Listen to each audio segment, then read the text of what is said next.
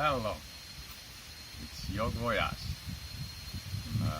Some thoughts before the last week of the teacher training, so the last holiday.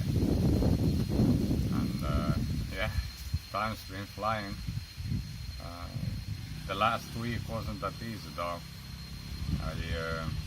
I had a little sick day and a half. Was really low energy, hot, fuzzy in the head, that kind of stuff. And I guess being in this kind of a place on a long trip away from home, sitting on top of some uncertainties about the future, it wasn't that easy time. Being sick, mind being sort of negative, feeling myself weak, feeling doubt about the future to come. So it was some hard time for me. On top of that, of course, I wasn't feeling good in the body, and yeah, it really made me look at some things. I set off on this trip to learn, to try to sort of make a positive change in my life, find more meaningful ways of making my living, and also to just use my time and energy in a more centered way, going towards something like that I appreciate, taking a fresh look at things.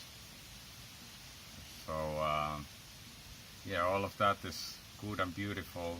I'm not gonna let it go, but being sick here, being in those sort of hard feelings and stuff, it also made me realize like the sort of stories I'm putting for myself, and somehow the conditional happiness and acceptance that goes with those stories. Like I guess I sort of figured out better the type of negative energies I was coming from, like unacceptance of what was. And while it allowed me to make this sort of big move, necessary move, I think I learned during this time here, especially these sort of few harsh days, the value of acceptance, and also to bring that acceptance into here. Sure, I'm trying something new, trying something I appreciate, but to have peace behind that, that's something I'm developing here as well. I can go for some adventure, but in a way accepting my own life and my limitations and all of that, and living in peace with that, living in peace with the world. In a sense, that's what it's all about. Like even though yoga may help you live in a way, express more beautifully yourself, and be more energetic, more kind, loving, maybe it will help with that. But at least I, with my limited experience, feel that the more important part of it all is the harmony and acceptance. Like something simple as that. Not about getting all big and mature or whatever. Not about climbing to some high spiritual plane or whatever. But just about self-acceptance and authentic expression, just like coming to be myself, coming to appreciate that, and coming to appreciate the world and every part of it, everything that's going on, sort of be able to take that in. Maybe it's something I want to change in a way, but to work like from a basis of acceptance, like this is how things are, and okay, maybe I can do some stuff, but I'm also just a small person here. One out of many. So I guess in a way it's about living in the world first, and if as a part of that you can do something, great. Yeah. Also on my off time I was reading this book, Martin Luther King's Strength to Love, and that was like that was refreshing. I was glad to sort of read in a way like about spirituality and living in society from, again, like a more Western point of view, and especially like one thought resonated with me a lot, one that he starts with. He goes into that like strong people usually hold in themselves in a way like contradictions, and are able to hold these seemingly contradictory aspects of themselves at the same time, without sort of going for one or the other, without discarding the other. And especially so, or one way he put it was like to have a tough mind and a soft heart. And yeah, that sort of resonated with me a lot. I think I sort of come from a background of having a tough mind, practicing my mind, going to engineering, university, always being sort of a problem solver in a way, going into strategical games, and well, basically in all aspects of my life I used to be about like a tough mind for problem solving,